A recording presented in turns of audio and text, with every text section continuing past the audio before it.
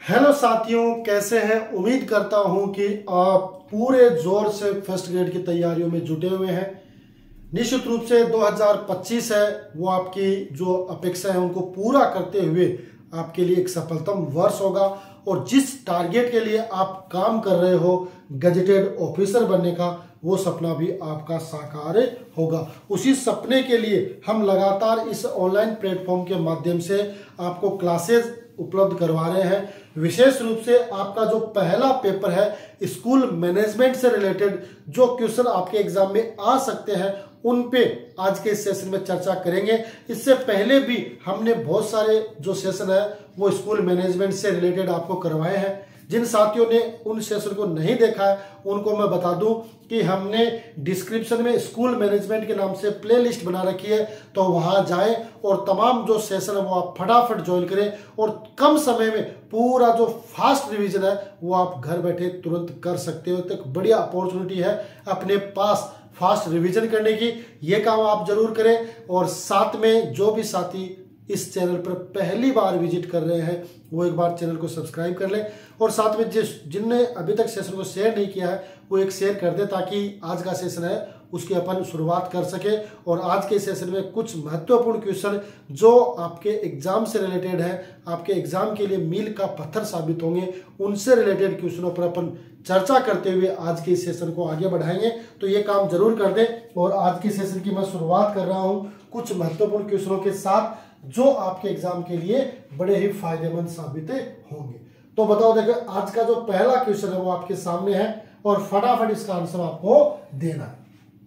राजस्थान निःशुल्क एवं अनिवार्य शिक्षा नियमों के प्रावधान अनुसार विद्यालय विकास योजना निर्माण हेतु निम्न सूचनाओं का एकत्रीकरण आवश्यक नहीं है ना। ये बात करा विद्यालय विकास योजना, ये कौन से में आती है?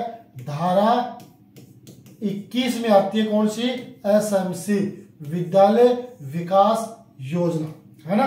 विद्यालय विकास योजना है वो धारा 21 में आती है ना।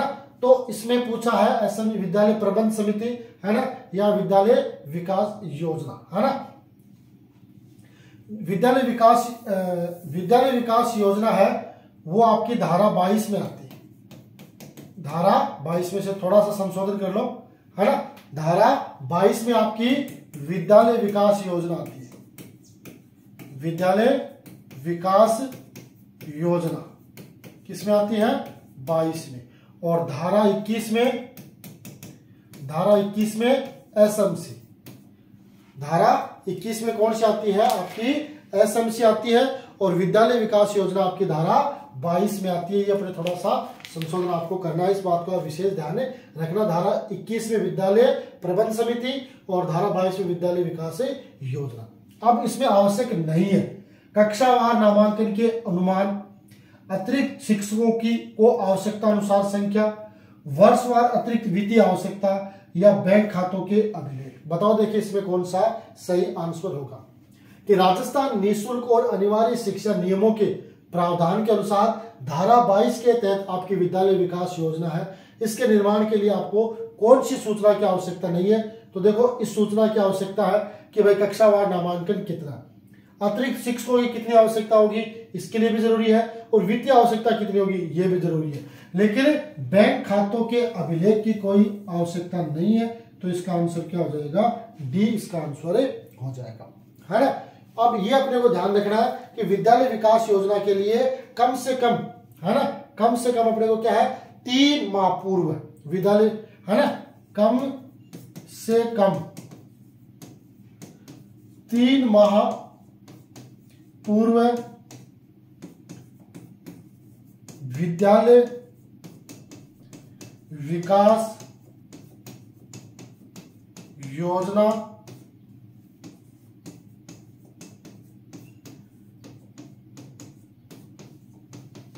तैयार करनी है ना।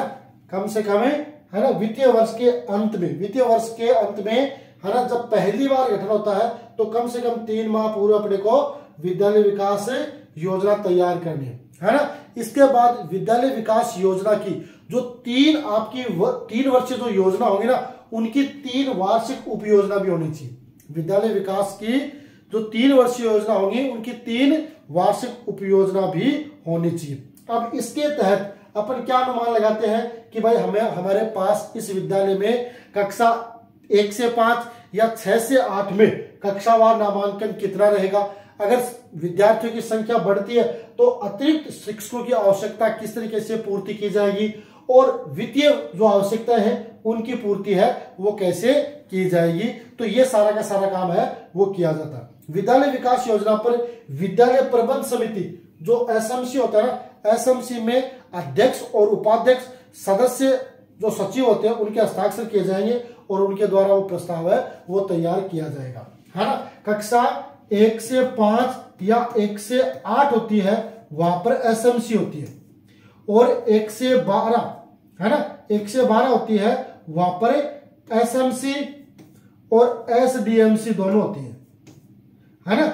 1 से 8 में एसएमसी होती है या 1 से 5 में, और 1 से 12 तो एसएमसी और एसडीएमसी दोनों होती है ना।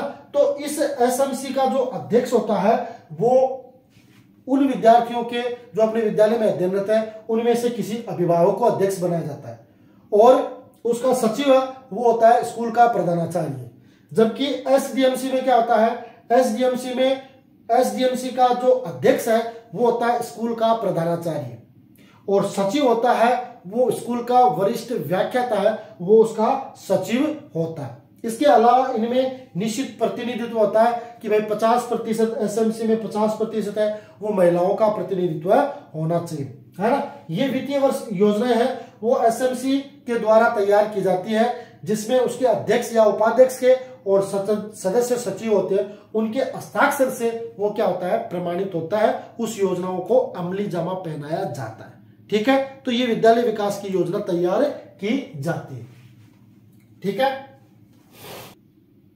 ओके, बढ़े आगे अगले क्वेश्चन की ओर। अगला क्वेश्चन बताओ, देखिए इसका आंसर क्या होगा। क्या पूछा गया आपसे, क्वेश्चन आपका आरटीई से रिलेटेड है कि बालकों का, क्या पूछा है, बालकों का निःशुल्क और अनिवार्य शिक्षा का अधिकार अधिनियम 2009 के अनुसार निम्नलिखित में से कौन से जो अध्यापक है ना, अध्यापकों के प्रशिक्षण के लिए मानकों को विकसित और लागू करेगा, है ना। ये अपने को बताना है कि अध्यापकों के लिए जो प्रशिक्षण के मानक है वो कौन विकसित करेगा और कौन लागू किया करेगा। ये आपसे पूछा गया है आरटी अधिनियम 2009 में, है ना। तो देखो, राष्ट्रीय सलाहकार परिषद जो है वो लागू करेगी, या स्थानीय सरकार लागू करेगी, है ना, या राज्य सरकार लागू करेगी, या केंद्र सरकार लागू करेगी, ये अपने को बताना है ना।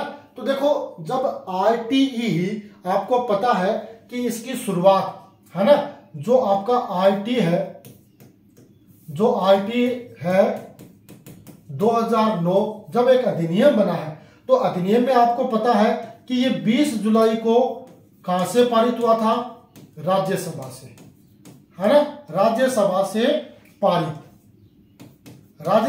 पारित हुआ था। कब, 20 जुलाई 2009 को, है ना। इसके बाद आपको पता है कि 4 अगस्त 2009 को यह पारित हुआ था लोकसभा में, है ना, लोकसभा से पारित हुआ था। उसके बाद ये 26 अगस्त 2009 को पारित हुआ था राष्ट्रपति, यानी राष्ट्रपति की मोहर लगी थी, है ना।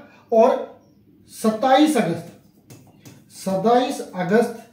2009 को इसका जो आपका गजट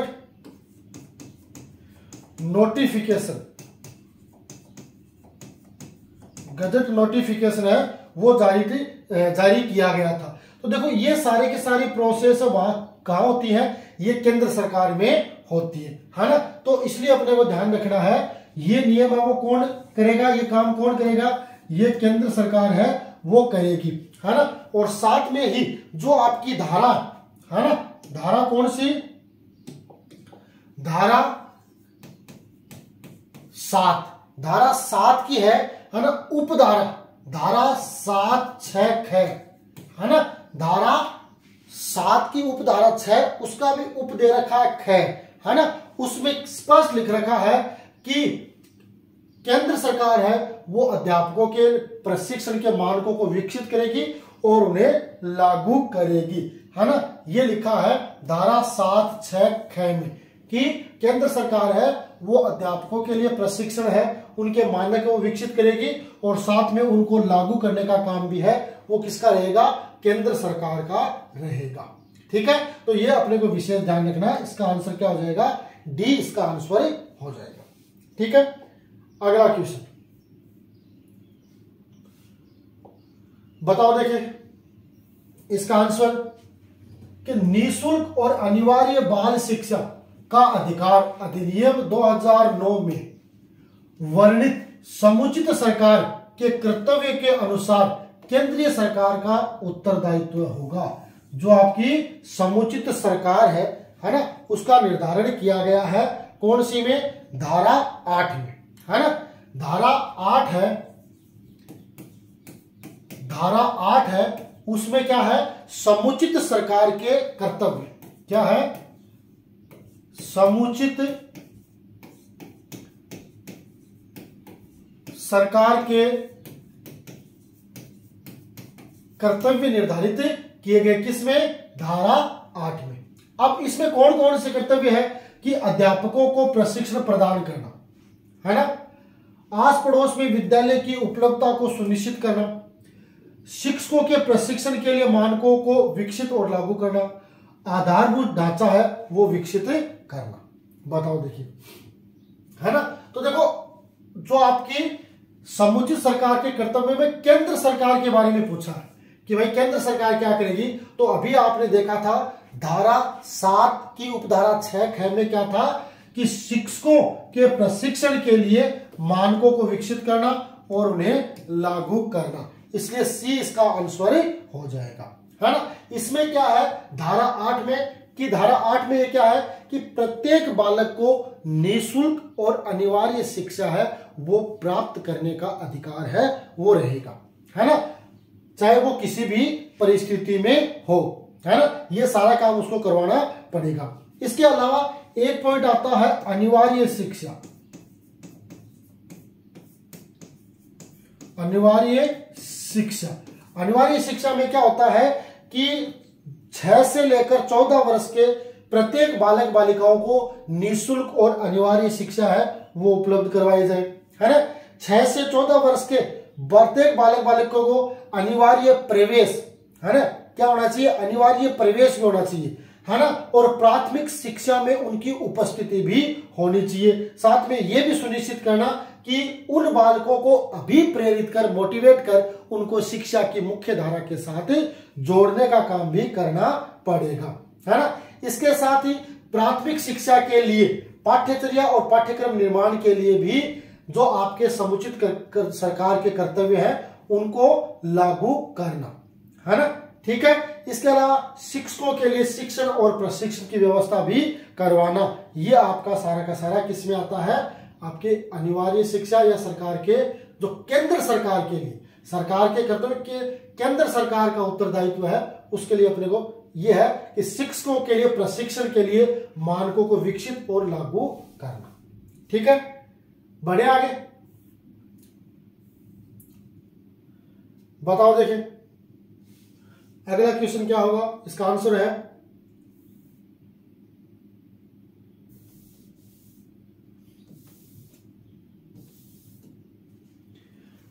क्या है, निःशुल्क और अनिवार्य बाल शिक्षा का अधिकार अधिनियम 2009 के अनुसार निम्नलिखित में से कौन सा कर्तव्य समुचित सरकार का नहीं है। यह पूछा है सिर्फ समुचित सरकार का, है ना, यह केंद्र सरकार का नहीं पूछा है, यह अपने को समुचित सरकार का कर्तव्य नहीं है, नहीं में पूछा।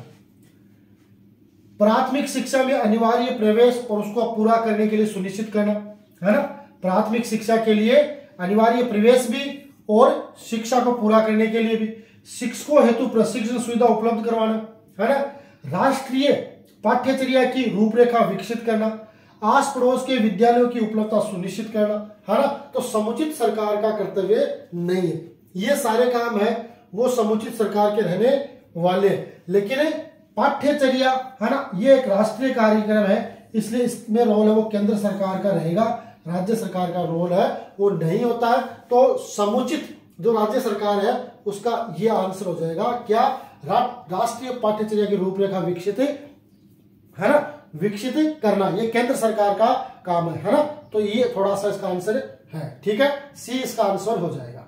बढ़े आगे, अगला क्वेश्चन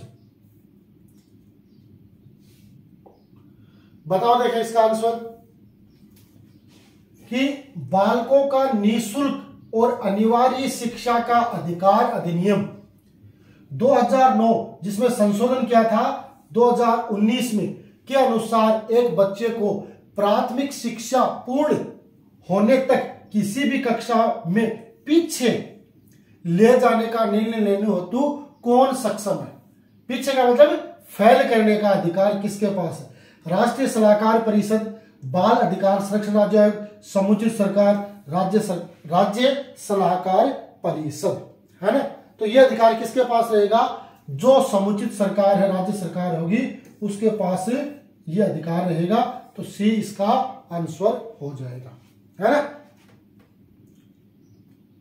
ठीक है, समुचित सरकार के पास अधिकार रहेगा। बढ़े आगे, बताओ देखिए इसका आंसर।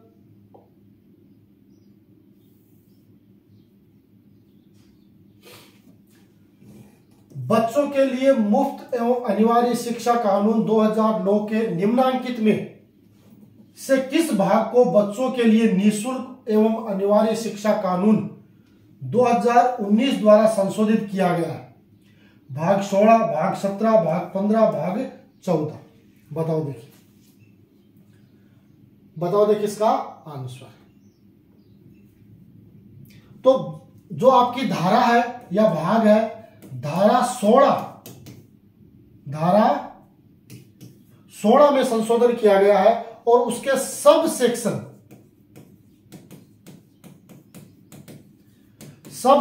1, 2, 3 और 4 का निर्माण है वो किया गया है। सब सेक्शन इसमें कब जोड़े गए हैं? 1, 2, 3, 4 है वो जोड़े गए, है ना। और इसमें संशोधन में क्या कहा गया है कि संशोधन में यह चीज लागू की गई है कि प्रारंभिक शिक्षा पूर्ण होने तक, है ना, बच्चे को रोकने की प्रवृत्ति है वो इसमें लागू की गई, है ना। इसके लिए प्रत्येक, है ना, शैक्षिक वर्ष में के अंत में कक्षा 5 और 8 की परीक्षाएं हैं वो नियमित होती रहेंगी। उनकी कक्षाएं हैं वो नियमित होती रहेंगी, है ना, उनमें किसी प्रकार का कोई संशोधन नहीं होगा, है ना। ये अपने को ध्यान रखना। आपकी जो धारा 15 है वो किससे रिलेटेड है? प्रवेश से इनकार करना। और धारा 14 वो आपकी प्रवेश से रिलेटेड है। धारा 14 किससे है? धारा 14 प्रवेश के लिए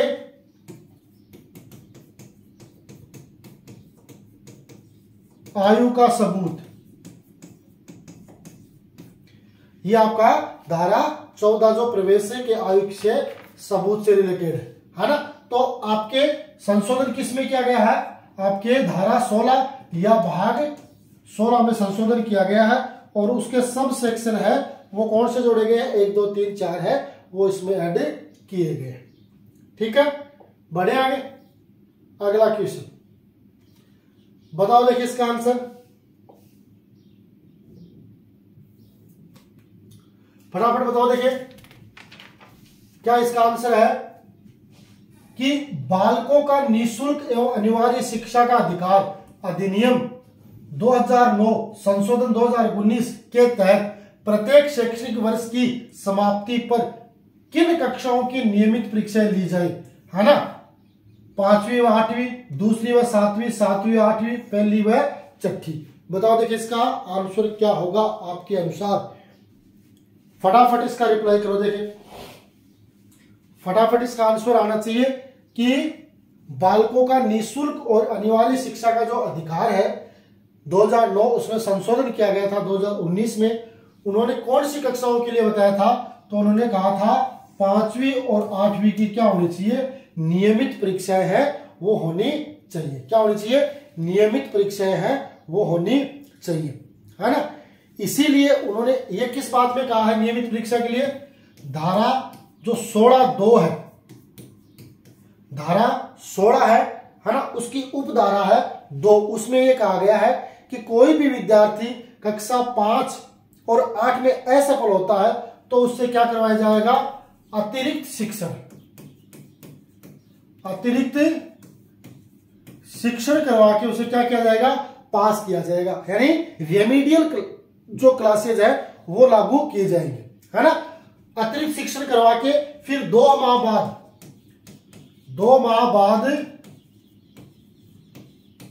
पुनः परीक्षा का आयोजन किया जाएगा। पुनः परीक्षा का आयोजन किया जाएगा कब? 2 माह बाद पुनः परीक्षा का आयोजन किया जाएगा, है ना। इसके बाद जो धारा 16(3) है, धारा 16(3) वो कहती है कि यदि जो विद्यार्थी है वो 2 माह बाद जो पुनः परीक्षा का आयोजन किया गया था उसमें भी असफल होता है तो केंद्र और राज्य सरकार, है ना, चाहे तो उसे 5वीं या 8वीं जो भी परीक्षा दे रहा है 5वीं या 8वीं में क्या कर सकता है? रोक सकती है, रोक सकती है। यानी डायरेक्ट फेल नहीं करना। धारा 2 ये कहती है कि भाई अगर कोई टॉप बच्चा है जिसके भाई असफल हो गया, यानी ई कैटेगरी आ गई, उसकी रैंक ई ग्रेड आ गई, वो असफल की कैटेगरी में आ गया, तो उसको 2 माह का समय दिया जाएगा और अतिरिक्त शिक्षण करवा के उन्हें पुनः एग्जाम ली जाएगी। अगर वो उस एग्जाम में पास हो जाता है तो अगली क्लास में हो जाएगा, और अगर पास नहीं होता यानी सफल नहीं होता है तो वहां पर धारा 3 ये कहती है कि अगर 5वीं और 8वीं में कोई विद्यार्थी वो सफल नहीं होता है तो राज्य सरकार या केंद्र सरकार चाहे तो रोक सकती है ना। तो इसलिए आपने देखा होगा अभी तक हमारे जो शिक्षा विभाग है उसमें इस प्रकार का पैटर्न चल रहा है कि कक्षा 1 से लेकर 8 तक कोई भी बच्चा वो फेल नहीं होता है, कोई भी बच्चा वो फेल नहीं होता है। तो इसी वजह से नहीं होता है क्योंकि वहां पर निःशुल्क और अनिवार्य शिक्षा का जो नियम 2009 है वो लागू हो जाता है और इस वजह से उसको रोक नहीं सकते। ठीक है। साथ में धारा ये 16(3) भी यही कहती है, धारा 16(3) ये कहती है कि किसी भी बालक को प्रारंभिक शिक्षा से नहीं भी रोका जाए, है ना। किसी भी बालक या बालिका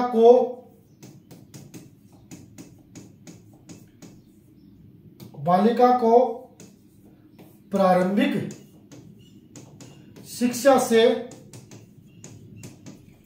वंचित नहीं किया जाए, है ना। इसीलिए आपने देखा होगा सरकार है वो सेशन की समाप्ति पर प्रत्येक बार हाउस होल्ड सर्वे करवाती है और उसमें जो आपके ड्रॉप आउट बच्चे होते हैं, ड्रॉप आउट जो बच्चे होते हैं उनको शिक्षा की मुख्य धारा से जोड़ने का प्रयास किया जाता है। यानी ऐसा कोई बच्चा नहीं होना चाहिए जिसकी आयु 3 वर्ष से लेकर 18 वर्ष, है ना। 3 से 18 वर्ष का ऐसा कोई बच्चा नहीं होना चाहिए जो शिक्षा से वंचित है। यानी वर्तमान के परिप्रेक्ष्य में बात करें तो 3 साल के बच्चे का आंगनबाड़ी में एडमिशन हो जाना चाहिए, है ना। अगर आंगनबाड़ी में नहीं होता है तो वो किसी प्राइवेट स्कूल में LKG, नर्सरी, UKG में जाना चाहिए। अगर वहां पे नहीं है तो महात्मा गांधी स्कूल में होना चाहिए, PM श्री स्कूल में होना चाहिए। यानी कुल मिलाकर 3 साल के बाद बच्चा है वो घर पे नहीं होना चाहिए, उसका कहीं ना कहीं नाम रजिस्टर हो जाना चाहिए। तो ड्रॉप आउट में यही देखा जाता है कि 3 से 18 वर्ष का ऐसा कोई बच्चा नहीं है जो शिक्षा से वंचित है। किसी भी कारणवश उसने पढ़ाई छोड़ दी है तो उसको वापस शिक्षा की मुख्य धारा से जोड़कर प्रारंभिक शिक्षा पूरी करवानी है और फिर आगे का जो शिक्षण कार्य है वो भी उसका कंप्लीट करवाना है ना। तो ये सारी चीज आती है आपकी RTE में। तो इसमें 5वीं और 8वीं में ये सारे रूल एंड रेगुलेशन लागू होते हैं। बढ़े आगे। बताओ देखिए,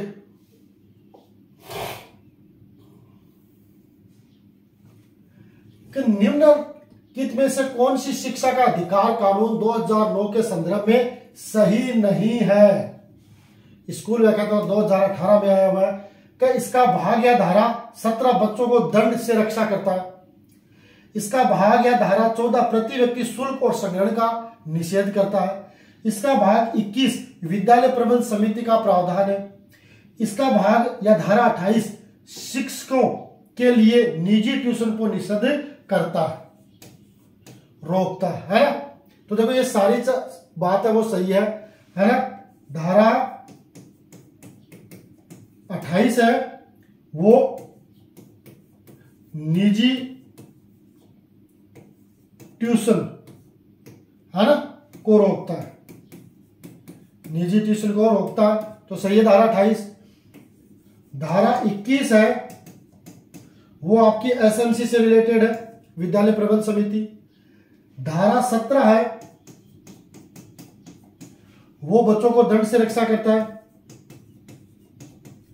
बच्चों की दंड से रक्षा करता है ना। इसीलिए कहते हैं ना कि भाई आज के समय, पहले हमारे टाइम पर क्या होता था, शिक्षक है वो एक बच्चे को अच्छी तरीके से उसकी धुलाई करता था। क्यों? क्योंकि जब वो नहीं पढ़ता था, है ना, इसीलिए उस समय के जो सारे बच्चे हैं वो पढ़ने वाले होते थे।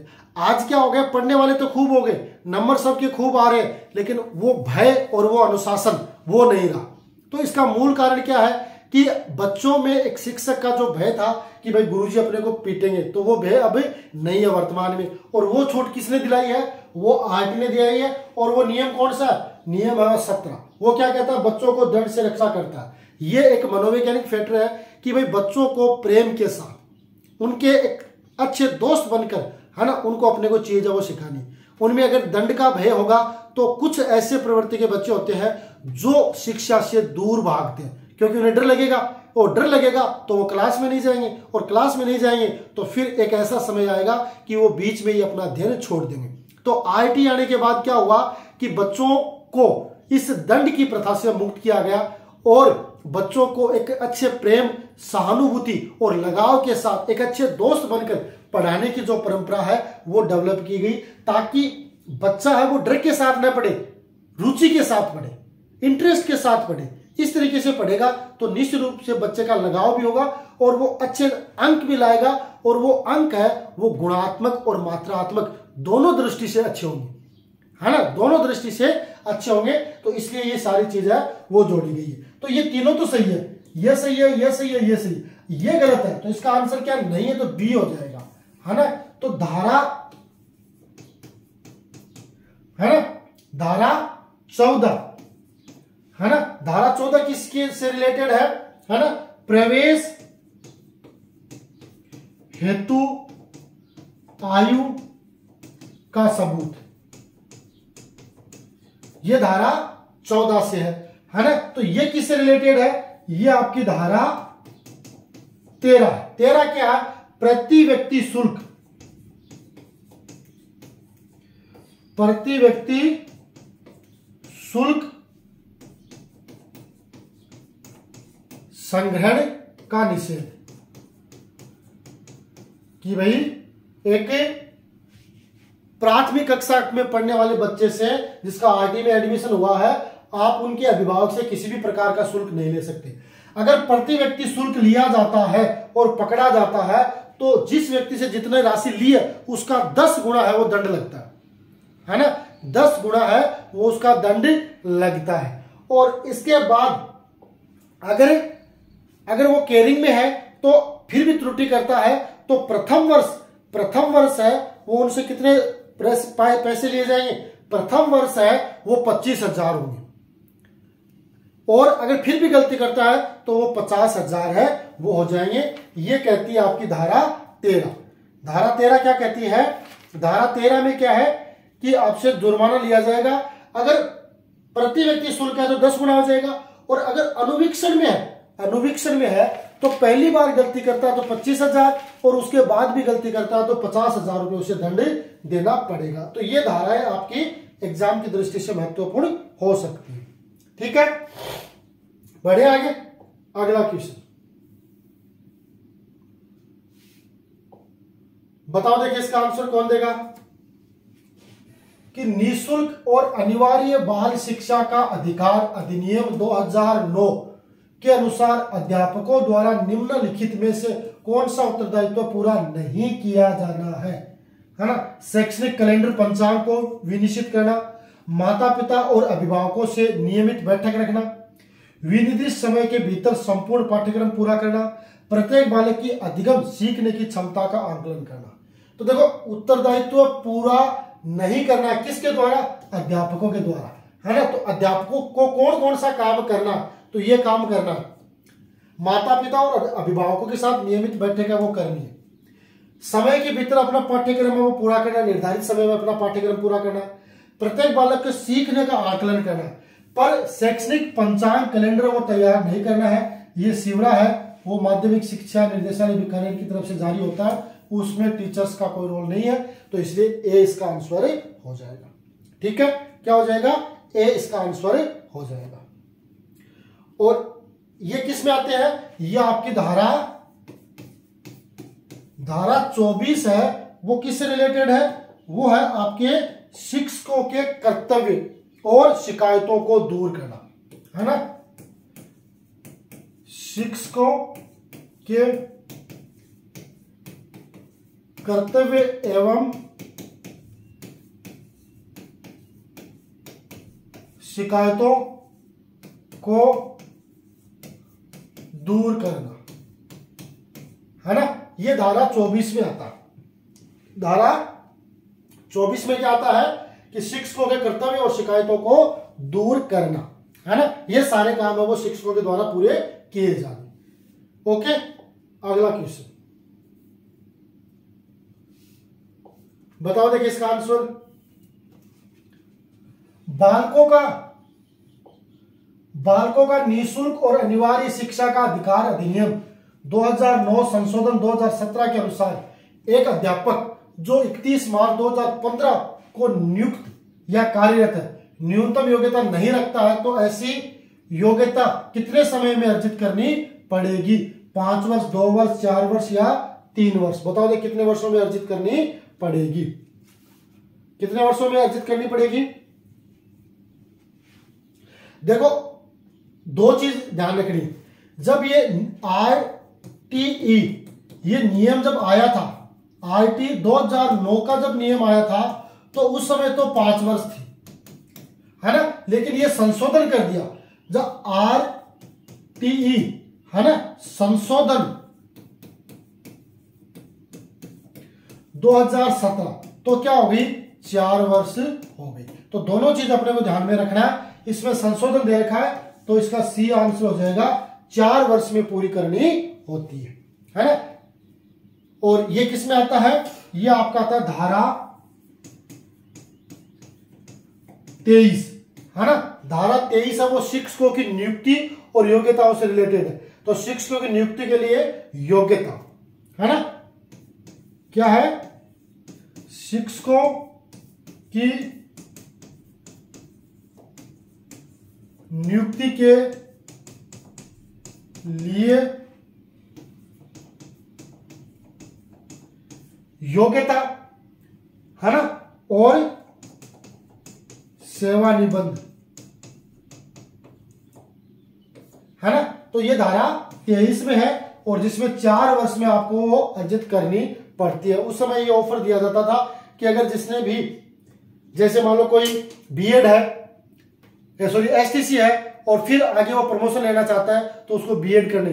या एक समय ऐसा भी था कि जिन्होंने जैसे जो पैरा टीचर लगे थे, है ना, पैरा टीचर में भी ये मौका दिया था कि जिसके आगे की डिग्री नहीं है वो आगे की डिग्री वो पूरी कर सकता है। इसके अलावा जो DLD, उसमें भी इस तरीके का ऑफर है वो दिया गया था। ठीक है, तो ये आज के सेशन में आपके स्कूल मैनेजमेंट से रिलेटेड विद स्पेशल क्वेश्चन, आपके RTE से रिलेटेड क्वेश्चनों पर आज के सेशन में अपन ने चर्चा की है। निश्चित रूप से जो RTE में आपकी 7 अध्याय, 39 अनुसूची और 39 धाराएं और 1 अनुसूची जो दे रखी है, उससे रिलेटेड क्वेश्चन आपको एग्जाम में जरूर देखने को मिलेगा। इसलिए इस टॉपिक को बिल्कुल भी अपने को स्किप नहीं करना है।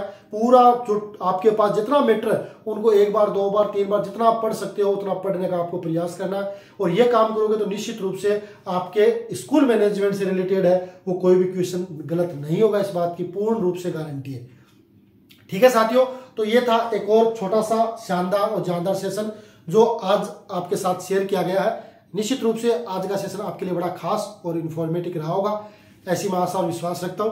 अगर आप भी ऐसा सोचते हैं तो जरूर इस परिवार के सदस्य बने, चैनल को सब्सक्राइब करें, सेशन को शेयर करें और लगातार आपका सहयोग देते रहें, क्योंकि आपके सहयोग के लिए ही हम आपके लिए लगातार इस ऑनलाइन प्लेटफॉर्म पर क्लासें उपलब्ध करवा रहे हैं। तो आज के इस सेशन में इतना ही। अग्रिम शुभकामनाओं के साथ मिलेंगे अगले सेशन में, तब तक के लिए गुड बाय।